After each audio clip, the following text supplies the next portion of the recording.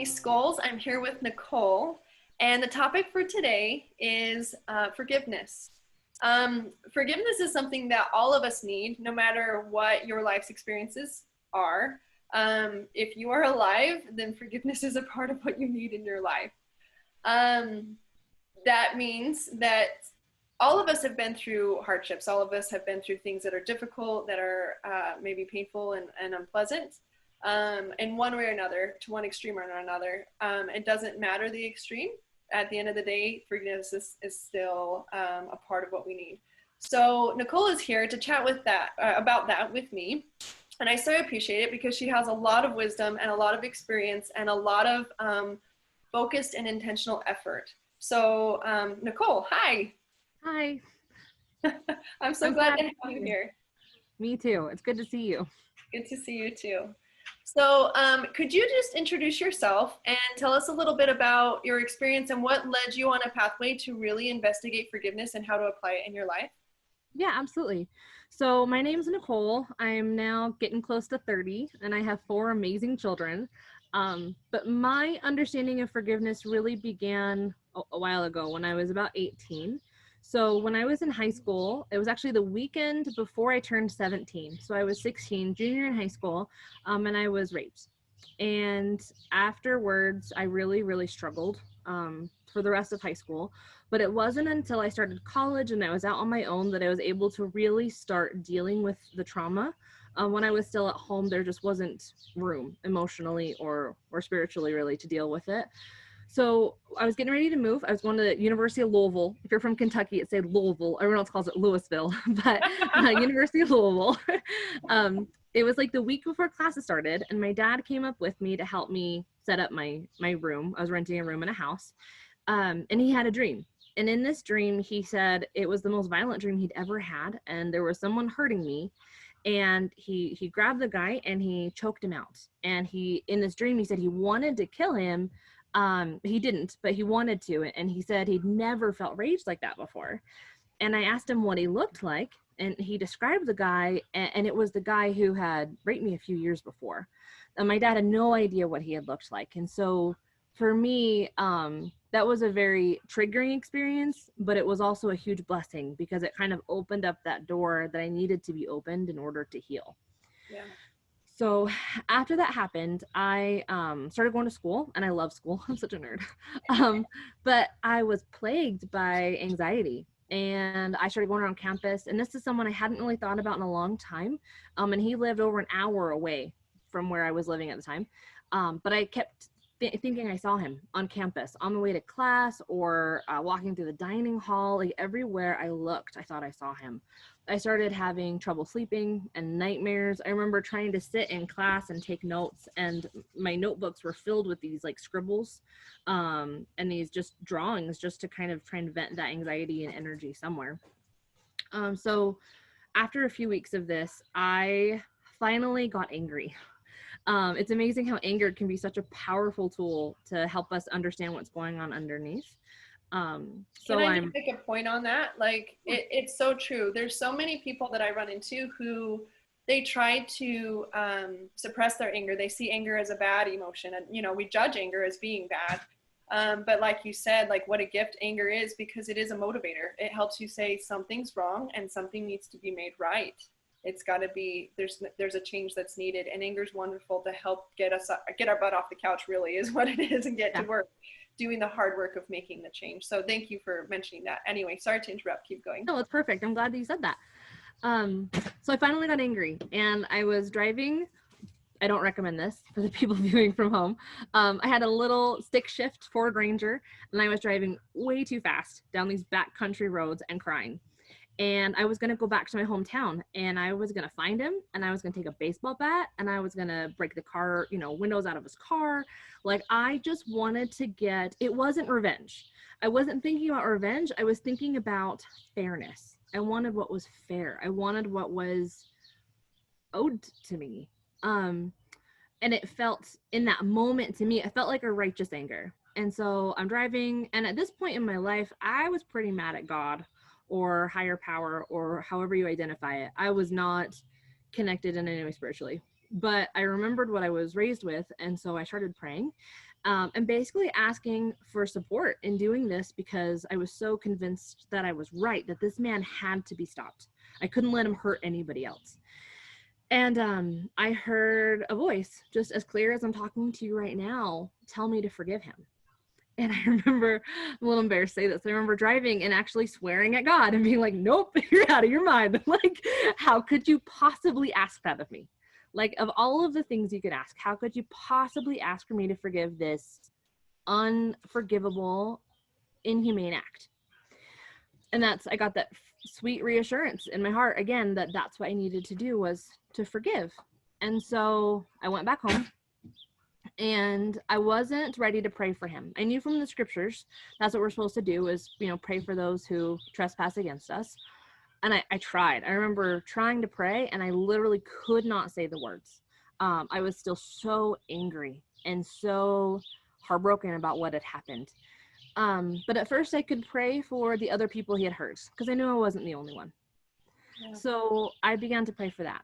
And every time I thought of him, which at this point in my life was sometimes dozens of times a day, in class, walking to school, driving home, it just was a plague, really. And every time I thought about him, I would pray for anyone else he may have hurt. And after a week or two of that, I was able to finally pray. I remember praying for his mom, because I couldn't imagine having a son like that. And then I felt this shift after a few weeks of consistently praying for his victims and the people he had hurt, and for myself for healing. I had this moment of realization where whatever had happened to him to make him the kind of person that would do that, and also the reality that he would never have a fulfilling life. He would never be able, unless he chose to change and grow and heal, because I do think that's a possibility. But the likelihood I knew was so slim that I was going to be okay. I was going to heal. I was going to move on. I was going to grow and be happy and find joy, but he probably wouldn't. And when I realized that his future looked so dark compared to the growth that I knew that I could have and the joy that I could have, in connection with the fact that he probably had been through some really, really horrible things to make him the kind of person that could do that, that was the first time I was able to sincerely pray for him. I prayed for him one time, and next thing I knew, it was a week later, and I had not thought about him one time. Not a single anxiety attack, not a single trigger. It was just gone. And actually, it was kind of amazing. So that happened when I was about 18. And then a couple years later, I was probably about 20. I ended up moving back to my hometown. Hadn't thought about him other than, like a passing thought. I was in a coffee shop, and I ran into him. And he was in the line, to buy coffee. He didn't recognize me. It'd been, at this point, it'd been 4 or 5 years. It'd been a while. I remember as we were standing in line, he looked at me kind of with like that vague recognition, because we'd only known each other like one night when I was 16, Yeah. I knew exactly who he was because I looked up his mugshot. And I remember, he left. I kept it together. I left. I lived less than half a block away. So I walked halfway home, and I found a private spot in a parking lot, and I sat down and I just cried. And what was amazing is before, that would have been so triggering, like the anxiety attack. I mean, it could have, I can't even imagine how I would have coped with that before, when I was living in that state of panic and fear and terror. But at that moment, it was like this release. It was like whatever remnant was left from that trauma, by seeing him and just having that really good cathartic cry, as soon as I was done crying, I got up, walked home, and it hasn't bothered me since. Wow, that's phenomenal. I love how your pathway to compassion was so focused on what you were ready for, and so focused on it's hard work. It's hard work to have compassion for someone who's done something like that to us, and or something that has hurt deeply, and that you found a pathway that really worked to get you to a space where you could do it, and that you got such instant feedback or positive experience afterwards from getting to that space where you opened your heart to the idea of hoping the best for him as well. I went through this experience, almost 10 years ago. more than 10 years ago now. Um, and then it's been for the last few years, I have been it's like this small little nudge in the back of my mind to work on forgiveness, to forgive. There are specific members of my family that I need to forgive. And so I've been feeling this nudge. It's something I've talked about a lot. I've read out about, I've read like research articles and like church sponsored articles, just trying to understand like, what does this really mean? I had this amazing experience in my late teens, but trying to translate that to everyday life, like how I forgive my husband every day for forgetting to start a load of laundry, like the little things, I know now how to forgive these big traumas, but how do you forgive people who are still in your life, who are just being human? It's easier to forgive a monster, which sounds bizarre, but after that experience, I realized it truly is, because it's so black and white for me. I agree. I feel like it's interesting because when you're forgiving a monster, it's like forgiving a snake or a rodent. Sorry, that's horrible. But something that you expect, oh, well, that's what someone like that would do. Yeah. Right? A snake would bite you. That's what a snake does. And if you're around a snake and that happens, you can't be like, how dare you be a snake? Anger within a boundary is super important. You were going to go off and hammer in some windows, and obviously that boundary is a little too wide, right? Yeah. and so anger as a motivator. And just as a note, anytime there is anger, there are always other emotions that are there that are harder to feel. Sadness is a vulnerable emotion. Grief is a vulnerable emotion. Pain is a vulnerable emotion. Anger feels like a powerful one. It feels, like, whoa, and that feels a little bit more comfortable for a lot of us. And so we often have defaulted, and some people, they default there. But as soon as that awareness comes, when I'm angry, okay, what am I hiding from? What am I choosing not to feel, and choosing anger over those other feelings? And that's precisely what you can do when you're doing this journal thing. I'm so upset, but allowing that anger to move you and be the pathway or the doorway into those other emotions, and the bravery to face them, so to speak, but not hanging on to that anger and not using it as a defense mechanism against the emotions. It can just, it has that other side where it brings right into wisdom. Oh, Absolutely. that way. Well, and that's one reason why with my practice, it's been so important to incorporate mind-body dictionary, because it's like whenever I have an ache or a pain, recently it was a headache, and I'm like, where is this coming from? What does this mean? And so often it comes back to some of those root emotions. So as I've been able to look through and be like, okay, why does this hurt or this ache, or why am I running a fever? And I'm able to kind of go through mind-body dictionary and look at the sources. Then I'm able to dig deeper than the anger and say, okay, this is sadness, or this is grief, or this is anxiety, whatever that emotion might be, and I'm able to address it head on. Yes, that's awesome. Thank you for bringing that in, because that's part of why we set it up that way, was because the reason why we feel the anger, we don't feel the other emotions, because we don't want to. Yeah. But if your body's screaming it at you and saying, hey, here's this headache or these sinuses or the gut, then you look it up and you're like, oh, yeah, now I can't ignore it. It's there. I knew it was there. Now I'm seeing it. Now I have understanding. And then of course the affirmations and products and things that can help along. And I do affirmations every day for that reason. Whatever it is I'm processing or working on, usually separate of my forgiveness stuff, that's kind of its own package deal. But in addition to this forgiveness meditation that I'm doing, I do daily affirmations related to other issues, like trying to lose a little bit of baby weight. Like I'll do daily affirmations more focused on that, but sometimes I'll incorporate affirmations across the board. They're helpful for everything. So awesome. So let's talk more about the forgiveness of the family, and how that dynamic and some of the skills that you've learned as you've worked harder for that closer, more daily, but also that just relational people who you're not living with, but memories and things like that. Absolutely. So for the last couple of years, I have felt kind of that nudge, like I was talking earlier, to forgive, to figure it out, to understand it, to apply it, enough so that I've talked about it a lot to the people in my life and that I love, and even in church and things. And then right before Easter, our church came out with some information that was specifically like focused on forgiveness. It was the week leading up to Easter, and every day had a different theme. And I think it was actually Good Friday, and the theme was forgiveness. And as I read through the material, it took, just a few minutes, but I felt this very firm prompting that it was time now. I'd been prepared, I thought about it, talked about it, read about it, now was time. So I began to pray and ask, what does that look like? And I'd like to kind of have a little disclaimer here. I'm going to use vernacular like pray and, Heavenly Father and Lord, because that's my paradigm. But when I talk to my sister, so my sister right now, she does not believe in God, and she's not Christian, but she does believe in a higher power.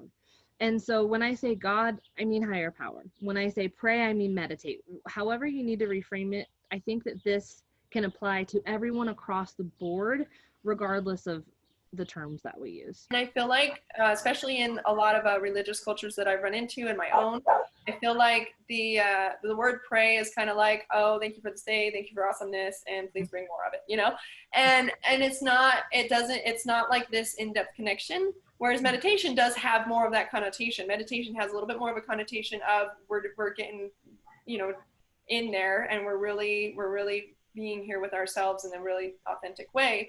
And so what you're doing is a huge combination of those two worlds. I embrace it also. It's wonderful. So thank you. Yeah. So I started praying about it and like, okay, how do I do this? How do I forgive? What does this look like? And I was given a specific list of names. And they'll probably be, if you decide to implement this practice in your life, which I strongly recommend, it's been amazing, you'll probably get very similar names. It was mom, dad, my spouse, and my oldest daughter, because she's basically an adult. And then since then, I've actually added my stepmom to that list, and then myself. And that's a huge one. Yourself is always the hardest person to forgive. Mm-hmm. So I started this practice for about a week. And I see now in retrospect how this practice modeled in some ways the experience I had almost a decade ago. Because when I started, I just simply started to pray every day when I woke up early. So I made it a point to wake up before the rest of my kids, which is a challenge. And I would pray every day for this list of people, mom, dad, stepmom, husband, daughter. And I just prayed that I would forgive them. So for about a week, maybe 2 weeks, I prayed consistently that I would forgive them. And then after I kind of had a firm footing in that, and I felt like I genuinely had a desire to forgive them, I started to pray for them specifically by name and what I thought they might need. And that would change every day, depending on what was going on in our lives. Some of those people I don't have a relationship with, so I didn't know what they might need, but I would pray to the best of my knowledge what they needed. Of course, my husband and my daughter, I live with them, so it was usually very specific to what I had experienced the day before. If I had been short-tempered with them, or if I was worried about my daughter's grades, whatever it might be. So I started very intentionally praying for each of them by name, including myself. That's one I still struggle with. It's amazing how much harder it is to forgive ourselves. Mm-hmm. And then so after I did that for a couple of weeks, and I felt really comfortable in that space of not just wanting to forgive them, but actively praying for them and wanting the best for them.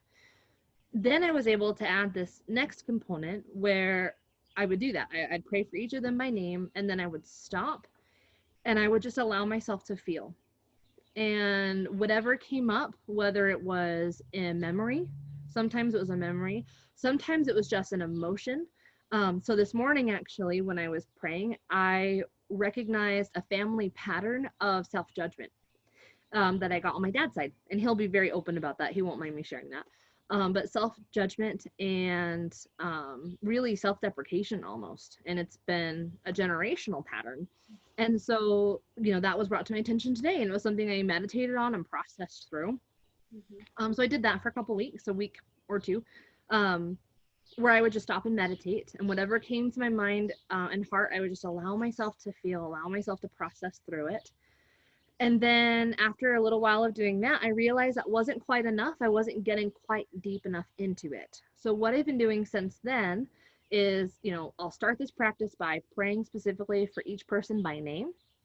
And then I will stop and allow myself to feel whatever emotions or memories or inspirations come up.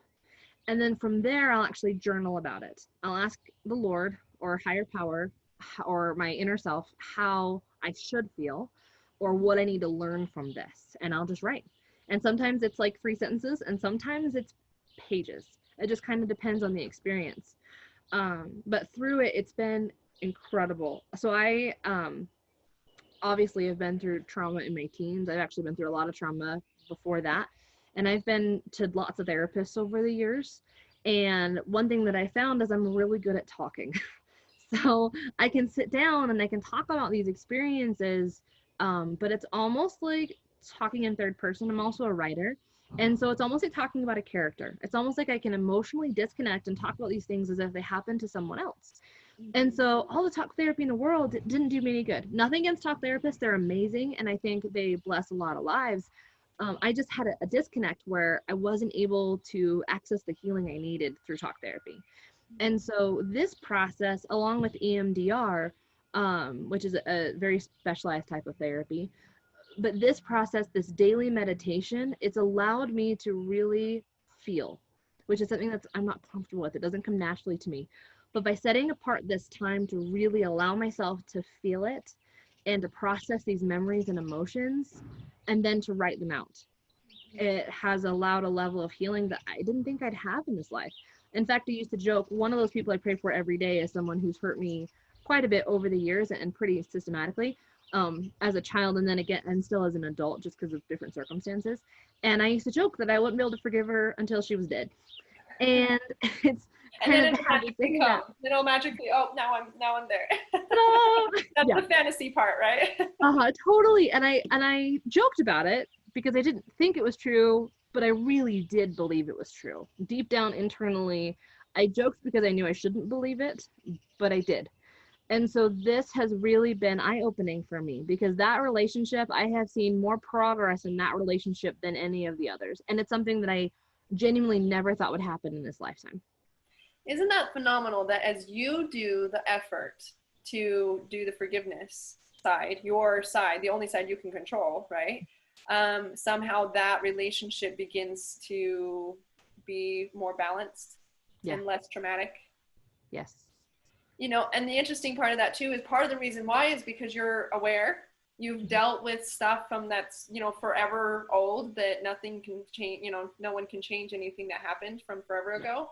And now that you have a lot of capacity and now you have the awareness from feeling it, now you have choice that you never had, you know, when you were just carrying it around like a bag of, you know, a bag of luggage and just upset about it.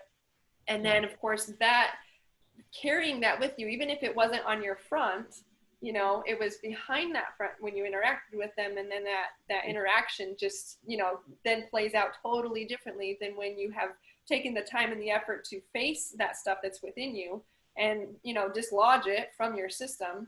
And then when you face her, now all of that stuff's gone. And now you face her as almost a totally different person. She's facing a different person and therefore reacting differently to you.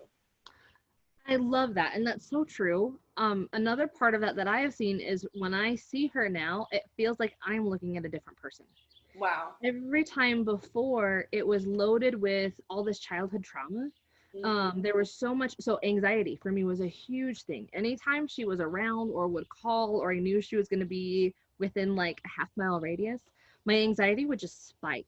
And I would shift into this child mode, you know, like a child in kind of a defensive, I have to keep myself safe, I have to keep my family safe, I have to irrational thinking, you know, like I was facing a tornado instead of a woman, you know.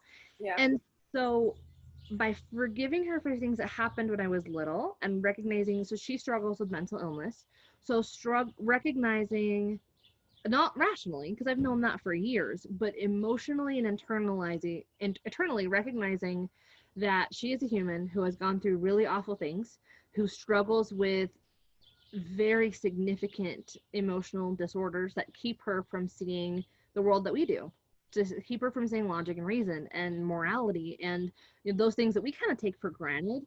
That's, I mean, the basis of her mental disorder. She literally cannot see those things. And so as I was able to kind of take those pieces, it's like having a puzzle that was turned over backwards and being able to see it in the right direction. I'm able to kind of take those puzzle pieces and put them where they go to see a complete picture instead of reacting out of decades old fear and anxiety and sometimes even a desire to prove that I'm a good person. Sometimes it was even this desire to subconsciously be like, I want her to love me. I want her to like me. I want her to be proud of me. As I was able to let go of those pieces, I was able to see her in a new light too. I want to thank you so much for sharing your insights, for putting forth the effort and the compassion for others, and the intense compassion for yourself is what it is, and putting forth the effort to make this happen so that you can share your experiences with us and with me. And I always learn from you as we've had many conversations. I just so appreciate it, and so appreciate you being willing to share that on a recording so that we can hopefully bless many more lives as well. I hope so too. Would it be okay if I just give a really quick Cliff Notes version of those 4 steps? And then I think it'd be great for us to include it in the comments below too. That'd be great. So if you want to do the same forgiveness meditation that's blessed my life so much, then there's 4 steps. So if you haven't been taking notes, go grab a pen and piece of paper right now and jot this down just really quick. So there are 4 steps if you want to apply this forgiveness meditation in your own life. The first of which is going to be to actively desire to forgive. It's not enough to just kind of have a vague inclination. Most of us have that. But to actively seek to forgive those individuals that you need. Most commonly, they're family members, but it may be someone else. So that's the very first. For me, that included prayer. For you, it might be meditation. Number 2 is going to be actively sending those individuals light. Actively praying for what they need, intentionally by name, thinking about them, not just kind of vague, I hope they have a good day and win the lottery. Like, that's not going to cut it. Very intentional, very purposeful. For those who don't pray traditionally, the Ho'oponopono is a wonderful way to do that, to try and send light, or meditating, of course. Number 3 is, after you do that prayer or meditation, is to just allow yourself to feel whatever thoughts, feelings, memories, emotions, whatever it might be, come up. Allow that to just process. Just sit in that, whether it's grief or anxiety or sadness. Allow yourself to feel it. If it's a memory, what helped me was remembering it as if I was gonna make a movie. Try and really remember it and then reflect on it as an adult so you can help process those hard, difficult feelings. And the 4th step, the final step so far, check in a few months to see if I've grown any more. But step number 4 is going to be writing it out. So taking that time that you've allowed yourself to process, to feel, to reflect on those memories and feelings, and journal it. Now, that can look like a prayer. So for me, it's writing down the promptings and impressions of the Spirit. I write in 3rd person. So oftentimes it says things like, Nicole, be nice to yourself, or whatever it might be. For you, if you need to write in 1st person, like you're just journaling, that's wonderful. You can also write from higher power, or from true self, or maybe even from your inner child if you're dealing with childhood trauma. So for me, those different steps took between 1 to 2 weeks with each step. Allow yourself enough time in each step, and only move on when it feels right for you. If it takes you a full year to have a desire to forgive, that's okay. Just daily apply this practice, and eventually that desire will come. Awesome. Thank you so much. That was awesome. I feel so motivated to incorporate it in my own life. Actually, I already have started because we've talked before. And I feel like I have a much better grasp now to really apply it much better. So I really appreciate you sharing that. Absolutely. I'm so glad to talk to you. It's so much fun to talk through this and share it. It's been so amazing and healing in my life, and the idea that it can help someone else makes me so happy. Yay. I'm so glad. I'm so glad. You're wonderful. You're such an example. You're just amazing in so many ways, and I'm so glad that we can have you on here to share too. Thank you so much. I love being here. Awesome.